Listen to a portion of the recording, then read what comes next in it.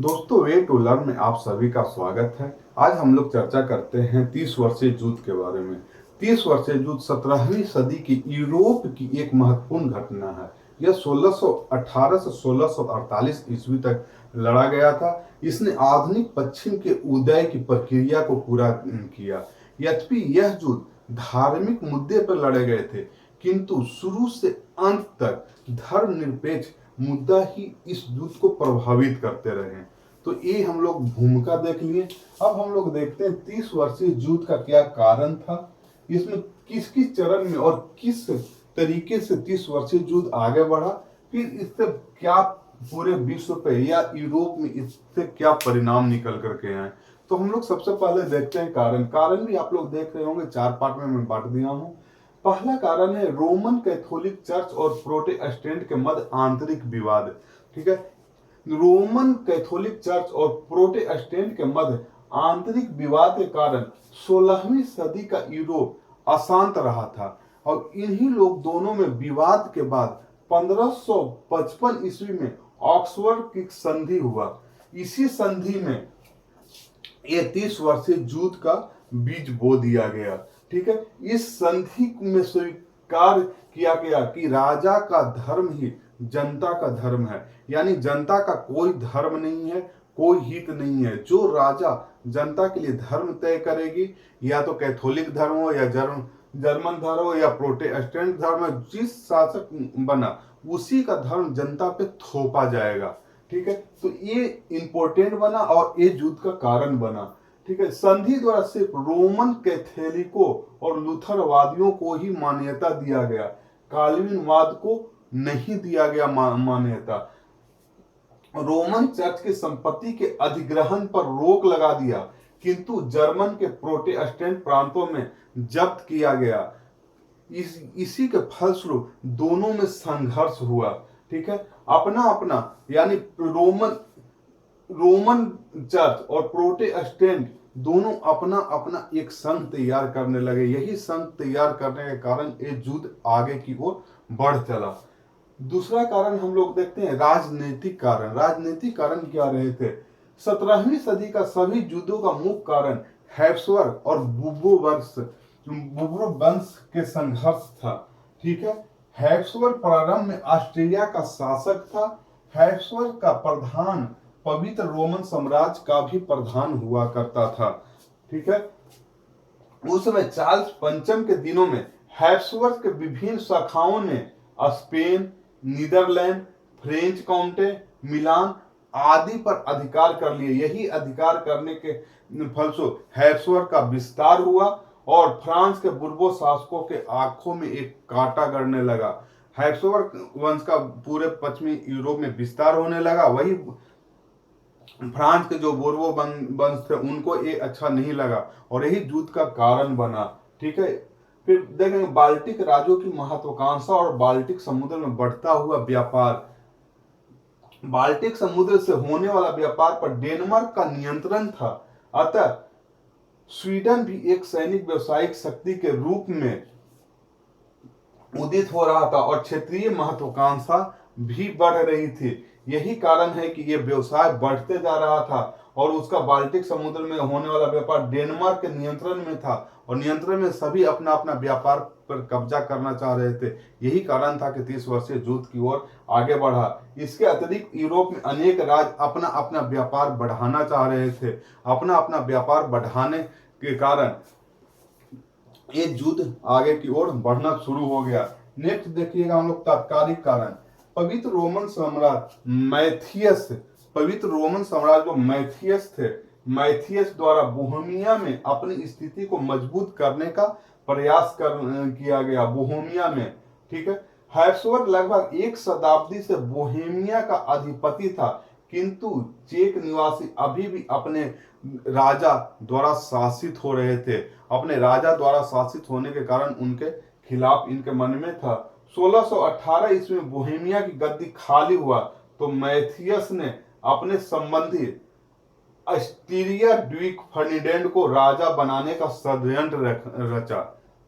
ठीक है, तो ये षड्यंत्र रचा अस्टीरिया ड्यूक फर्डिनेंड को मैथियस ने गद्दी बैठाने का। ठीक है। और यह समस्या कूटनीतिक हल के लिए दो पार्षद को 1618 ईस्वी में बोहेमिया भेजा गया। और यही देखिएगा, जो बोहेमिया भेजा गया वही बोहेमिया दो पार्षद को भेजा गया समझौता के लिए। वही चेक प्रोटेस्टेंट ने दोनों प्रतिनिधि को, जो दो पार्षद को भेजा गया, वो खिड़की द्वारा नीचे फेंकवा दिया गया। और वही फेंकवाने के कारण इसका तात्कालिक कारण यह बना, यह सम्राट की सत्ता और कैथोलिक लीग के प्रति डायरेक्ट रूप से चुनौती थी। और ये चुनौती इस युद्ध का तात्कालिक कारण बना। ठीक है। अब हम लोग इसके चरण के बारे में देखते हैं। 30 वर्षीय युद्ध को भी हम 4 चरण में बांट करके देख रहे हैं मुख्य रूप से। पहला देखिएगा बोहेमिया 1618 से 1625 ईस्वी तक। इसके अंतर्गत क्या हुआ, सबसे पहले तो इसने मैक्स मिलियन के अंतर्गत कैथोलिक लीग फर्डिनेंड द्वितीय को मदद करने के लिए आगे आई। ठीक है। 1619 ईस्वी में फर्डिनेंड द्वितीय पवित्र रोमन सम्राट के पद पर निर्वाचित हुआ। और यह बोहेमिया की समस्या अब अखिल यूरोपीय समस्या बन गई। जब ये फर्डिनेंड पवित्र द्वितीय गद्दी पर स्थापित हुआ तो ये बोहेमिया की समस्या तो अब अखिल यूरोप की समस्या बन गई। ठीक है। कैथोलिक लीग और प्रोटेस्टेंट लीग युद्ध में सक्रिय हो गए, दोनों के दोनों सक्रिय हो गए। इस चरण में स्पेन की सफलता, यानी पहला चरण में स्पेन की सफलता मिली। 1620 तक जर्मन में काल्विनवादियों को कुचल दिया गया था। जेसुइट पादरियों की सहायता से जर्मन में रोमन कैथोलिक चर्च को फिर प्रतिष्ठित कर दिया गया। 1621 ईस्वी में प्रोटेस्टेंट संघ भंग हो गया, किंतु अब डेनमार्क के राजा क्रिश्चियन चतुर्थ ने पहल किया और यह युद्ध दूसरा चरण में आ गया। ठीक है। प्रोटेस्टेंट संघ को भंग करने के कारण अब डेनमार्क के राजा क्रिश्चियन जो चतुर्थ हो, ये युद्ध को आगे बढ़ाएं और ये युद्ध दूसरा चरण में आ गया। दूसरा चरण आप देखिएगा 1625 से 1629 ईस्वी में तक चला। ये क्रिश्चियन चतुर्थ ने 1625 ईस्वी में जर्मन प्रोटेस्टेंट के पक्ष में युद्ध में प्रवेश किया। इसकी घोषणा धार्मिक थी, किंतु धर्म निरपेक्ष पक्ष प्रबल रहे। इनकी घोषणा धार्मिक होने के बाद भी धर्मनिरपेक्ष पक्ष प्रबल रहे।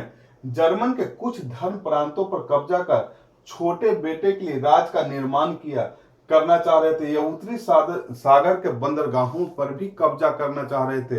अपने ये राज का छोटे बेटे के लिए राज का भी निर्माण करना चाह रहे थे और बंदरगाहों पर कब्जा करना भी चाह रहा था क्रिश्चियन चतुर्थ। इसी समय कैथोलिक धर्म का समर्थक बेलेस्टाइन का आगमन हुआ। इसके पास 50,000 सेना थी, अतः डेनमार्क इनके सामने नहीं टिक पाया। बेलेस्टाइन के सामने डेनमार्क नहीं टिक पाया और डेनमार्क की इसमें हार हो गई। अब तीसरा चरण में प्रवेश कर गया 30 वर्षीय युद्ध। तीसरा चरण में आप लोग देखिएगा 1629 ईस्वी तक प्रोटेस्टेंटों का पूर्ण पराभव हो गया था, यानी पूर्ण रूप से पराजित हो गए थे प्रोटेस्टेंट। दूसरी तरफ क्या हुआ, कैथोलिक लीग और जेसुइट पादरी बहुत अधिक उत्साहित थे। ठीक है। 1552 ईस्वी के बाद प्रोटेस्टेंट लोगों ने कैथोलिक चर्च की जो संपत्ति ली थी उसे वापस लेने की इच्छा अपनी जाहिर की। ठीक है। सम्राट पर दबाव डाल करके संपत्ति की वापसी करना लोग चाह रहे थे और संपत्ति की वापसी की घोषणा करवा दिया। परिणामतः क्या हुआ, 1629 ईस्वी में स्वीडन के प्रोटेस्टेंट शासक एडोल्फस गुस्टावा जर्मन कार्मनवादियों के पक्ष में युद्ध में प्रवेश कर गया। इसकी दृष्टि धर्म पर न होकर राजनीतिक हितों पर अधिक थी। ठीक है। स्वीडन उत्तरी यूरोप में शक्तिशाली राज हो चुका था। अब यहाँ पे लकड़ी एवं लोहे का उद्योग विकसित हो चुका था, इसलिए शक्तिशाली एक सैन्य तंत्र का स्थापना किया गया। यही शक्तिशाली सैन्य तंत्र की स्थापना के फलस्वरूप ये युद्ध और मजबूत हो जाएगा। ठीक है। 1632 ईस्वी में ल्यूटजन नामक स्थान पर युद्ध लड़ा गया। 1634 ईस्वी में स्वीडन को पराजित होना पड़ा। यही स्वीडन पराजित हुआ 1634 ईस्वी में, और इसके पराजित के बाद युद्ध जो था है चौथा चरण में प्रवेश कर गया। स्वयं गुस्टावा इसमें मारा गया। बेलेस्टाइन और कैथोलिक लीग को पराजित किया गया और स्वयं गुस्टावा को मारा गया। जीत एक तरह से हार में बदल गई। ठीक है, फोर्थ चरण में यानी चौथा चरण देखेंगे स्वीडिश फ्रेंच 1635 से 48 ईस्वी में। फ्रांस में 1624 में रिसलू प्रधानमंत्री के पद पर नियुक्त हुआ था। इसका लक्ष्य था यूरोप में बुर्बो वंश का स्थापना करना। ठीक है, ये रिसलू का मेन लक्ष्य था यूरोप में बुर्बो वंश का स्थापना करना, जिसके लिए हैब्सबर्ग का हार आवश्यक था। यही देखिएगा, फ्रांस रोमन कैथोलिक देश था। चूंकि फ्रांस रोमन कैथोलिक देश होने के कारण ये दूसरे रोमन कैथोलिक देश पर पहले हमला नहीं करना चाह रहा था या आक्रमण नहीं करना चाह रहा था, किंतु देखिएगा कि ये विरुद्ध खुले रूप से युद्ध नहीं चाह रहा था। किंतु 1635 ईस्वी में फ्रांस ने स्पेन के विरुद्ध युद्ध की घोषणा कर दी। युद्ध लंबा समय तक खींचा, लगभग 13 साल तक ये युद्ध खींचा, और यही 13 साल तक युद्ध खींचने की तरफ स्पेन और ऑस्ट्रेलिया दूसरी तरफ रहे थे। फ्रांस, स्वीडन और इंग्लैंड, एक तरफ जहां स्पेन और ऑस्ट्रिया था, दूसरी तरफ फ्रांस, स्वीडन और इंग्लैंड था। 1635 में फर्डिनेंड द्वितीय की मृत्यु हो गई। रिसलू भी अब नहीं रहा। दोनों के बीच 1648 ईस्वी में वेस्टफेलिया की संधि हुआ और ये युद्ध समाप्त हो गया। तो देखिएगा कि ये युद्ध का संचालन लास्ट में सभी रिसलू भी नहीं रहे और फर्डिनेंड द्वितीय की भी मृत्यु हो गई। 1648 ईस्वी में इस बीच वेस्टफेलिया की संधि हुआ और वेस्टफेलिया की संधि के साथ 30 वर्षीय युद्ध की समाप्ति हो गया। अब हम लोग देखेंगे 30 वर्षीय युद्ध की परिणाम क्या क्या रहा। ठीक है, 30 वर्षीय युद्ध यूरोप में एक सशक्त परिणाम लेकर के पूरी यूरोप का जो मध्यकालीन युग था उसको समाप्त कर आधुनिक युग की ओर प्रशस्त किया। ठीक है, धार्मिक क्षेत्रों में कालीनवादियों को मान्यता दिया गया एवं समानता प्राप्त हुआ और कैथोलिक क्षेत्र का अपहरण रोका गया। कालीनवादियों को मान्यता दिया गया धार्मिक क्षेत्र में। प्रोटेस्टेंटवाद और नवजीवन प्राप्त, कैथोलिकवाद का संघर्ष समाप्त हो गया। अब धार्मिक प्रश्नों की तुलना में राष्ट्रीय, वंशानुगत, क्षेत्रीय और आर्थिक पक्ष अधिक महत्वपूर्ण हो गए। वेस्टफेलिया की संधि न केवल धार्मिक मतभेद समाप्त किया बल्कि हैब्सबर्ग साम्राज्य के विस्तार और जर्मन के एकीकरण को रोका। ठीक है, अब पोप राजाओं के संप्रभुता में हस्तक्षेप नहीं कर सकता था। पहली बार युद्ध और शांति के लिए नियम कानून बनाने की चिंता हुई।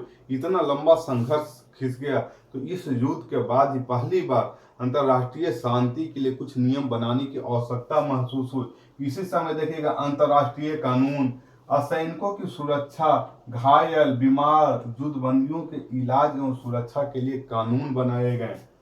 ऑस्ट्रिया एवं स्पेन में हैब्सबर्ग के पतन और फ्रांस के उदय हुआ। ठीक है, तात्कालिक परिणाम इसका हुआ जर्मनी के लिए घातक सिद्ध हुआ। 3 दशकों तक जर्मन विरोधी एवं विदेशी सेना जर्मन को रोनती रही। यहाँ आधी से अधिक जनसंख्या खत्म हो गई, कृषि और उद्योग नष्ट हो गए, शिक्षण संस्थान बंद हो गया। यहाँ जर्मन के बाहर यानी विदेशी द्वारा यहाँ लूटपाट, महामारी, बलात्कार इत्यादि जैसा घटनाएं हुआ। किंतु हम कह सकते हैं कि जर्मन के सभी क्षेत्रों में 30 वर्षीय युद्ध हावी नहीं रहा।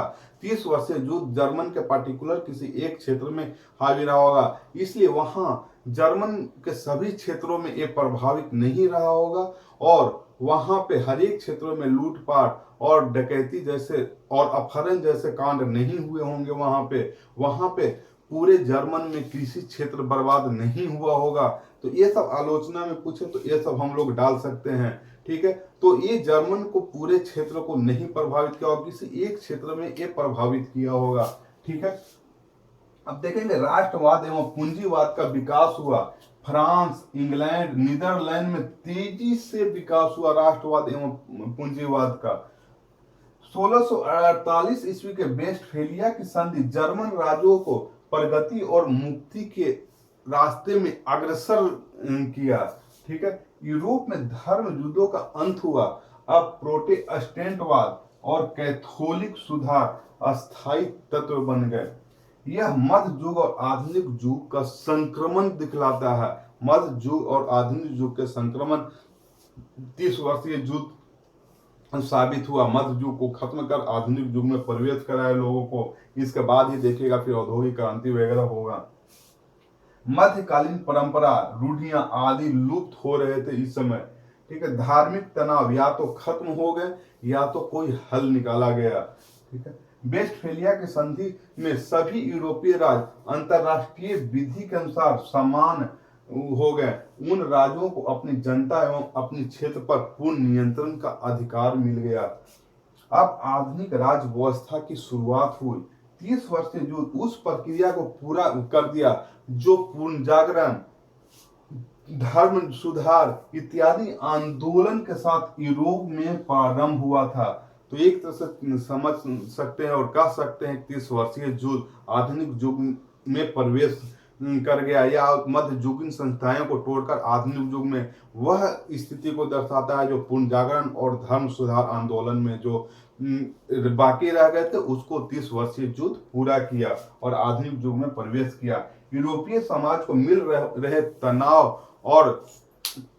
तनाव से बाहर निकलने का यह भरपूर मौका दिया। तो ये कह सकते हैं कि यूरोप के समाज में जो भी तनाव था निकलने का मौका दिया और यूरोप के यानी पश्चिमी यूरोप के आधुनिक युग में प्रवेश किया। ठीक है, तो ये 30 वर्षीय युद्ध हो गया। ये बीपीएससी के लिए इंपॉर्टेंट टॉपिक है और बीपीएससी ये अलग से सिलेक्टेड टॉपिक भी की है। तो अगर दोस्तों ये वीडियो अच्छा लगे तो इसे लाइक करिए, सब्सक्राइब करिए और जितना अधिक से अधिक शेयर कर सकते हैं आप लोग शेयर करिए ताकि ये वीडियो सभी दोस्तों के पास पहुंच सके। ठीक है दोस्तों, तब तक के लिए ओके, बाय बाय।